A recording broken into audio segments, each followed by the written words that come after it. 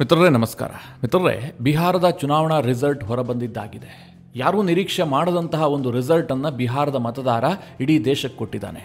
ಯಾಕೆಂತಂದರೆ ಬಹುತೇಕ ಎಲ್ಲ ಚುನಾವಣಾ ಸಮೀಕ್ಷೆಗಳು ಏನು ಹೇಳ್ತಾ ಇದ್ವು, ಬಿಹಾರದಲ್ಲಿ NDA ಸರ್ಕಾರ ಪುನಃ ರಚನೆ ಆಗುತ್ತೆ, ನಿತೀಶ್ ಕುಮಾರ್ಗೆ ಬಹುಮತ ಬರುತ್ತೆ.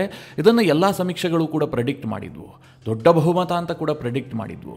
ಆದರೆ ಈ ಪಾರ್ಟಿ ಬಹುಮತ ಬರುತ್ತೆ, NDA ಬಿಹಾರದಲ್ಲಿ ಡಬಲ್ ಸೆಂಚುರಿ ಬಾರಿಸುತ್ತೆ ಅಂತ ಯಾರೂ ಕೂಡ ನಿರೀಕ್ಷೆ ಮಾಡಿರಲಿಲ್ಲ.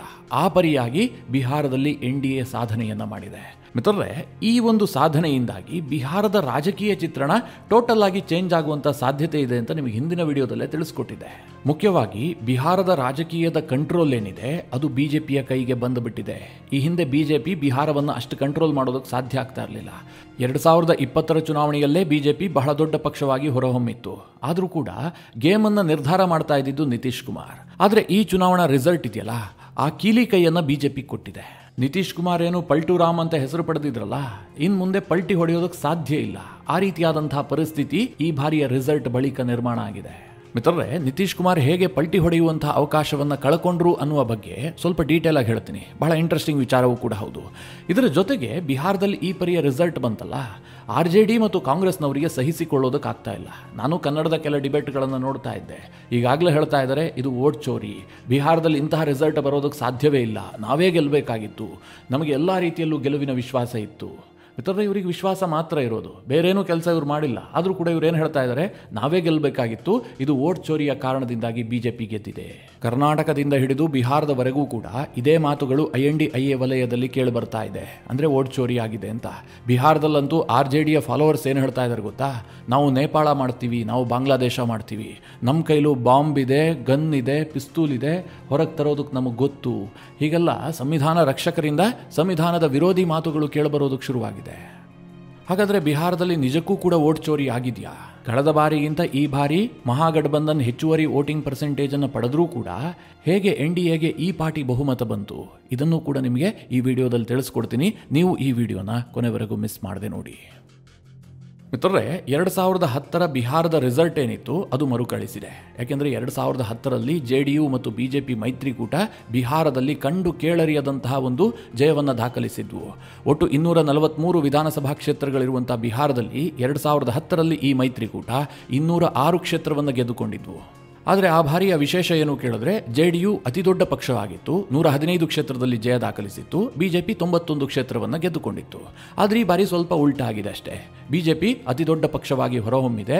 ವಿಡಿಯೋ ರೆಕಾರ್ಡ್ ಮಾಡುವಂತಹ ಈ ಸಂದರ್ಭದಲ್ಲಿ BJP ಒಟ್ಟು 94 ಕ್ಷೇತ್ರಗಳಲ್ಲಿ ಮುನ್ನಡೆಯನ್ನು ಸಾಧಿಸಿದ್ರೆ, JDU 83 ಕ್ಷೇತ್ರದಲ್ಲಿ ಮುನ್ನಡೆಯನ್ನು ಸಾಧಿಸಿದೆ.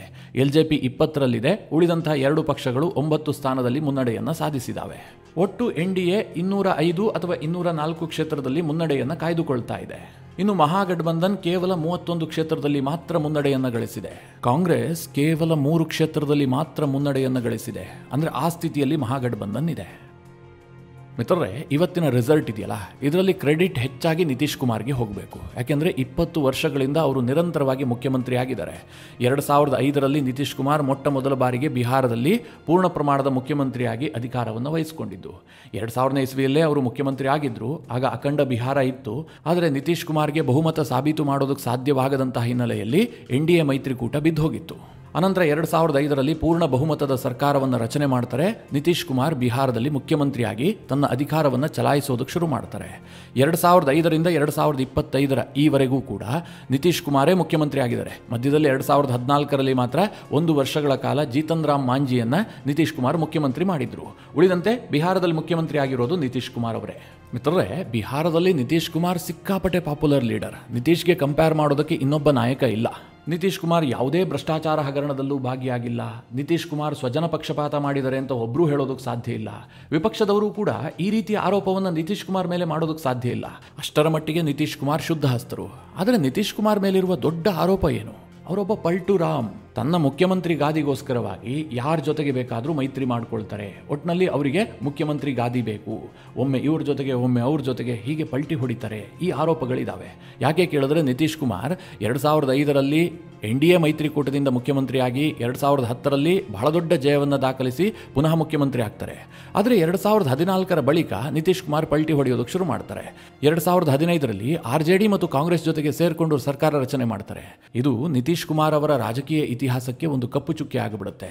ಯಾಕೆ ಕೇಳಿದ್ರೆ ಯಾವ ಲಾಲೂ ಪ್ರಸಾದ್ ಯಾದವ್ ವಿರುದ್ಧ ರಾಜಕಾರಣ ಮಾಡ್ತಾ ಇದ್ರು ನಿತೀಶ್ ಕುಮಾರ್ ಅವರು, ಜಂಗಲ್ ರಾಜನ್ನ ಕೊನೆಗೊಳಿಸಿ ಬಿಹಾರದಲ್ಲಿ ಒಂದು ಸುಶಾಸನವನ್ನು ತರ್ತೀನಿ ಎನ್ನುವಂಥ ಭರವಸೆಯೊಂದಿಗೆ ರಾಜಕಾರಣವನ್ನು ಆರಂಭಿಸಿದ್ರು, ಅದೇ ಲಾಲೂ ಪ್ರಸಾದ್ ಯಾದವ್ ಜೊತೆಗೆ ನಿತೀಶ್ ಕೈ ಜೋಡಿಸಿದ್ದಿದೆಯಲ್ಲ, ಇದನ್ನ ಬಿಹಾರದ ಜನ ಅಷ್ಟಾಗಿ ಇಷ್ಟಪಟ್ಟಿರಲಿಲ್ಲ.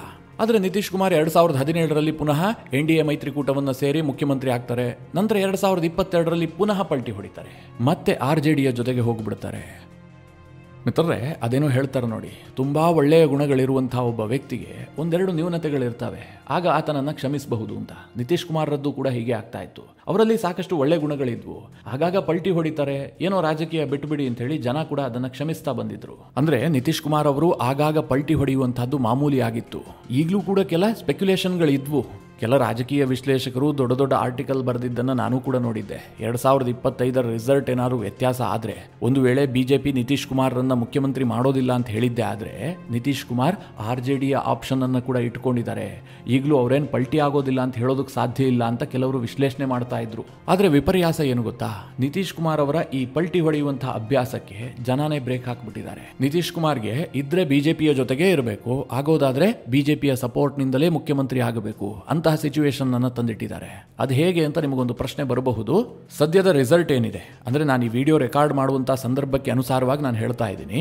BJP 92 ಕ್ಷೇತ್ರದಲ್ಲಿ ಮುನ್ನಡೆಯನ್ನ ಸಾಧಿಸಿದೆ, LJP 20 ಕ್ಷೇತ್ರದಲ್ಲಿ ಮುನ್ನಡೆಯನ್ನ ಸಾಧಿಸಿದೆ. ಹಾಗೆ ಜೀತನ್ ರಾಮ್ ಮಾಂಜಿ ಮತ್ತು ಉಪೇಂದ್ರ ಕುಶ್ವಾಹರ ಪಾರ್ಟಿ 8 ಕ್ಷೇತ್ರದಲ್ಲಿ ಮುನ್ನಡೆಯನ್ನ ಸಾಧಿಸಿದೆ. ಅಲ್ಲಿಗೆ ಎಷ್ಟಾಯಿತು? 92, 8, 20, 120 ಕ್ಷೇತ್ರಗಳು ನಿತೀಶ್ರನ್ನ ಹೊರತುಪಡಿಸಿಯೇ NDA ಬಳಿಯಲ್ಲಿದೆ. ಇನ್ನೊಂದು ಕಡೆ ನಿತೀಶ್ ಕುಮಾರ್ ಅವರ ಪರಿಸ್ಥಿತಿಯನ್ನು ನೋಡಿ, ಅವರು ಈಗಾಗಲೇ 82 ಕ್ಷೇತ್ರದಲ್ಲಿ ಮುನ್ನಡೆಯನ್ನು ಸಾಧಿಸಿದ್ದಾರೆ. ಆದರೆ ಮಹಾಗಠಬಂಧನ್ ಕೇವಲ 32 ಕ್ಷೇತ್ರದಲ್ಲಿ ಮುನ್ನಡೆ ಸಾಧಿಸಿದೆ. ನಿತೀಶ್ ಕುಮಾರ್ ಅವರ 82 + 32 ಸೇರಿಸಿದ್ರೂ ಕೂಡ ಕೇವಲ 114 ಸೀಟ್ಗಳಾಗ್ತವೆ. ಅಂದ್ರೆ ನಿತೀಶ್ ಕುಮಾರ್ ಅವರು ಈಗ RJD ಮತ್ತು ಕಾಂಗ್ರೆಸ್ನ ಜೊತೆಗೆ ಸೇರಿ ಸರ್ಕಾರ ರಚಿಸುವಂತಹ ಸಾಧ್ಯತೆಗಳು ಬಹಳ ಪ್ರಮಾಣದಲ್ಲಿ ಕ್ಷೀಣಿಸಿಬಿಡ್ತು. ಇದೇ ರಿಸಲ್ಟ್ ಫೈನಲ್ ಆಗಿ ಬಂದಿದ್ದೆ. ಆದರೆ ಇದರಿಂದಾಗಿ ಬಿಹಾರದ ಜನರಿಗೆ ಒಂದು ಕನ್ಫರ್ಮ್ ಆಗಿದ್ದೇನು ಕೇಳಿದ್ರೆ, ಮುಂದಿನ 5 ವರ್ಷಗಳ ಕಾಲ ಬಿಹಾರದಲ್ಲಿ NDA ಸರ್ಕಾರ ಮಾತ್ರ ಇರುತ್ತೆ. ನಿತೀಶ್ ಕುಮಾರ್ NDA ಜೊತೆಗೆ ಇರ್ತಾರೋ ಬಿಡ್ತಾರೋ ಅನ್ನುವಂಥದ್ದು ಬಿಹಾರದ ಸರ್ಕಾರದ ರಚನೆಯ ವಿಚಾರದಲ್ಲಿ ಮ್ಯಾಟರ್ ಆಗೋದಿಲ್ಲ. ಆ ರೀತಿಯಾದಂತಹ ಒಂದು ರಿಸಲ್ಟ್ ಈ ಬಾರಿ ಬಿಹಾರದಲ್ಲಿ ಬಂದಿದೆ. ಹೀಗೆ ಹೇಳಿದಾಗ ನಿಮಗೊಂದು ಪ್ರಶ್ನೆ ಬರಬಹುದು, ಹಾಗಾದ್ರೆ ನಿತೀಶ್ ಕುಮಾರ್ರ ಬದಲಾಗಿ ಬಿಹಾರದಲ್ಲಿ ಹೊಸ ಮುಖ್ಯಮಂತ್ರಿಯನ್ನ BJP ಮಾಡುತ್ತಾ? BJP 90ಕ್ಕೂ ಹೆಚ್ಚು ಕ್ಷೇತ್ರಗಳನ್ನು ಗೆದ್ದಿರುವ ಕಾರಣದಿಂದಾಗಿ BJPಯ ಒಬ್ಬ ವ್ಯಕ್ತಿ ಮುಖ್ಯಮಂತ್ರಿ ಆಗುವಂತಹ ಸಾಧ್ಯತೆಗಳಿದೆಯಾ? ಈ ಪ್ರಶ್ನೆಗಳು ಕೂಡ ಅನೇಕರಿಗಿದೆ. ಇದಕ್ಕೆ ಕಾರಣ ಏನು ಕೇಳಿದ್ರೆ, ಮಹಾರಾಷ್ಟ್ರದ ಉದಾಹರಣೆ ನಮ್ಮ ಮುಂದೆ ಇದೆಯಲ್ವಾ? ಯಾಕೆ ಕೇಳಿದ್ರೆ, ಕಳೆದ ಚುನಾವಣೆಯಲ್ಲಿ ಮಹಾರಾಷ್ಟ್ರದಲ್ಲಿ BJP ಬಹಳ ದೊಡ್ಡ ಪಕ್ಷವಾಗಿ ಹೊರಹೊಮ್ಮಿತು. ಈ ಕಾರಣದಿಂದಾಗಿ ಅವರು ಏಕನಾಥ್ ಶಿಂದೆಗೆ ಮುಖ್ಯಮಂತ್ರಿ ಗಾದಿ ಬಿಟ್ಟುಕೊಡೋದಕ್ಕೆ ಸಿದ್ಧ ಇರಲಿಲ್ಲ. ದೇವೇಂದ್ರ ಫಡ್ನವೀಸೇ ಮುಖ್ಯಮಂತ್ರಿ ಆದರು. ಇದು ಬಿಹಾರದಲ್ಲಿ ರಿಪೀಟ್ ಆಗುವಂತಹ ಸಾಧ್ಯತೆಗಳಿದೆಯಾ? ಹೀಗೊಂದು ಪ್ರಶ್ನೆ ಬಂದೇ ಬರುತ್ತೆ. ಆದರೆ ಮಿತ್ರರೇ, ಮಹಾರಾಷ್ಟ್ರದ ಪರಿಸ್ಥಿತಿಯೇ ಬೇರೆ, ಬಿಹಾರದ ಪರಿಸ್ಥಿತಿಯೇ ಬೇರೆ. ಸದ್ಯ ಬಿಹಾರದಲ್ಲಿ JDU BJPಗೆ ಮುಖ್ಯವಾಗಿಲ್ಲದೆ ಇರಬಹುದು ಈ ಪರಿಸ್ಥಿತಿಯಲ್ಲಿ. ಆದರೆ ಕೇಂದ್ರದಲ್ಲಿ JDUನ ಅನಿವಾರ್ಯತೆ BJPಗಿದೆ. JDUನಿಂದ 12 ಜನ MPಗಳು ಆರಿಸಿಕೊಂಡು ಬಂದಿದ್ದಾರೆ. ಅದೂ ಅಲ್ಲದೆ ಬಿಹಾರದಲ್ಲಿ ನಿತೀಶ್ ಕುಮಾರ್ರನ್ನ ಬದಿಗೊತ್ತಿ BJPಯಿಂದ ಒಬ್ಬ ವ್ಯಕ್ತಿಯನ್ನ ಮುಖ್ಯಮಂತ್ರಿ ಮಾಡೋದಕ್ಕೆ ಅಂತಹ ಒಬ್ಬ ಚರಿಷ್ಮ್ಯಾಟಿಕ್ ಲೀಡರ್ ಬಿಹಾರದ BJPಯ ಬಳಿಯಲ್ಲಿಲ್ಲ. ಜೊತೆಗೆ ನಿತೀಶ್ ಕುಮಾರ್ ಅವರು ಈ ಗೆಲುವಿನಲ್ಲಿ ತೀರಾ ಮುಖ್ಯ ಪಾತ್ರವನ್ನು ವಹಿಸಿದ್ದಾರೆ. ನಿತೀಶ್ ಕುಮಾರ್ ಅವರ ಪಾಪ್ಯುಲಾರಿಟಿಯೂ ಕೂಡ ಇಷ್ಟೊಂದು ಸೀಟ್ಗಳನ್ನು ಗೆಲ್ಲೋದಕ್ಕೆ ಪ್ರಮುಖ ಕಾರಣ ಅನ್ನೋದನ್ನ BJPಯವರು ಕೂಡ ತಳ್ಳಿ ಹಾಕ್ತಾ ಇಲ್ಲ. ಹೀಗಾಗಿ ನನ್ನ ವೈಯಕ್ತಿಕ ಅಭಿಪ್ರಾಯ ಏನು ಕೇಳಿದ್ರೆ, ಸದ್ಯಕ್ಕೆ ನಿತೀಶ್ ಕುಮಾರ್ ಅವರೇ ಮುಖ್ಯಮಂತ್ರಿಯಾಗಿ ಕಂಟಿನ್ಯೂ ಆಗ್ತಾರೆ. 1-2 ವರ್ಷದ ಬಳಿಕ ನಿತೀಶ್ ಕುಮಾರ್ ಅವರು ಮುಖ್ಯಮಂತ್ರಿ ಗಾದಿಯಿಂದ ಹಿಂದೆ ಸರಿಯುವಂಥ ಸಾಧ್ಯತೆಗಳಿದ್ದಾವೆ ಅಂತ ನನಗನ್ನಿಸ್ತಾ ಇದೆ. ಇನ್ನು ಬಿಹಾರದಲ್ಲಿ ಈ ರೀತಿಯ ರಿಸಲ್ಟ್ ಬರ್ತಾ ಇದ್ದ ಹಾಗೆ INDIA ಕೂಟ ಅದ್ರ ಹೋಗ್ಬಿಟ್ಟಿದೆ. ಅದರ ಬೆಂಬಲಿಗರು ಬಹಳ ನಿರಾಶೆಗೊಳಪಟ್ಟಿದ್ದಾರೆ. ಈಗಾಗಲೇ ಕರ್ನಾಟಕದಲ್ಲಿ ಕೆಲವರು ಮಾತನಾಡೋದನ್ನು ಕೂಡ ನಾನು ಕೇಳಿದೆ. ಕಾಂಗ್ರೆಸ್ನ ಸರ್ಕಾರದ ಮಂತ್ರಿಗಳೇ ಮಾತನಾಡ್ತಾ ಇದ್ದಾರೆ, ಇಲ್ಲಿ ವೋಟ್ ಚೋರಿ ಆಗಿದೆ, ಏನೋ ಗಡ್ಬಡ್ ಆಗಿ ಹೋಗ್ಬಿಟ್ಟಿದೆ, ಈ ರೀತಿಯಾಗೆಲ್ಲ ಸ್ಟೇಟ್ಮೆಂಟ್ ಕೊಡೋದಕ್ಕೆ ಶುರು ಮಾಡಿಬಿಟ್ರು. ಮಿತ್ರರೇ, ಇದು ಸಹಜ, ಬಹಳ ನಿರೀಕ್ಷಿತವೂ ಕೂಡ ಹೌದು. ಯಾಕೆ ಅಂತಂದರೆ INDIA ಕೂಟದವರು ಯಾವತ್ತೂ ಕೂಡ ಸೋಲನ್ನು ಸ್ಪೋರ್ಟಿವ್ ಆಗಿ ತೆಗೆದುಕೊಳ್ಳೋದೇ ಇಲ್ಲ. ಆದರೆ ಈ ಬಾರಿಯ ಆಘಾತಕಾರಿ ಅಂಶ ಏನು ಗೊತ್ತಾ, ನಾನೊಂದೆರಡು ನ್ಯಾಷನಲ್ ಚಾನಲ್ಗಳನ್ನು ನೋಡ್ತಾ ಇದ್ದೆ.